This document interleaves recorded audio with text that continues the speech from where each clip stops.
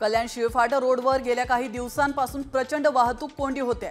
या वाहतूक कोंडीचा फटका स्थानिक नागरिकांसह शाळकरी विद्यार्थ्यांना देखील बसतोय।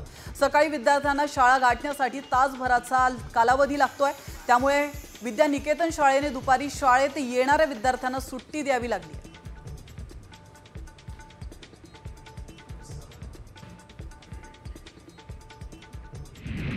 कल्याण जवळील टिटवाळा मांडा परिसरामध्ये काही शाळांमध्ये आरटी अंतर्गत प्रवेश घेतलेल्या विद्यार्थ्यांना वेगळी वागणूक दिली जात असल्याचं शिवसेना पदाधिकाऱ्याने उघडकीस आणलंय।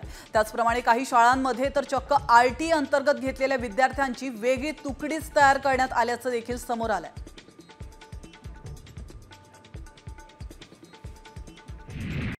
कॉमस्कोर नुसार आता isakal.com आहे देशातील नंबर 1 ची मराठी न्यूज वेबसाईट। प्रत्येक अपडेटसाठी isakal.com ला नक्की भेट द्या। ठाण्यातून मेट्रो 5च्या कामाला जोरदार सुरुवात झाली आहे। शहरातील नागला बंदर या ठिकाणी गर्डर टाकण्याचं काम करण्यात येणार आहे। त्यामुळे 13 एप्रिल पर्यंत रात्रीच्या वेळेस वाहतुकीचे नियम बदलण्यात येतील। रात्रीच्या सुमारास नागरिकांना वाहतूक कोंडीला सामोरं जावं लागू शकतं।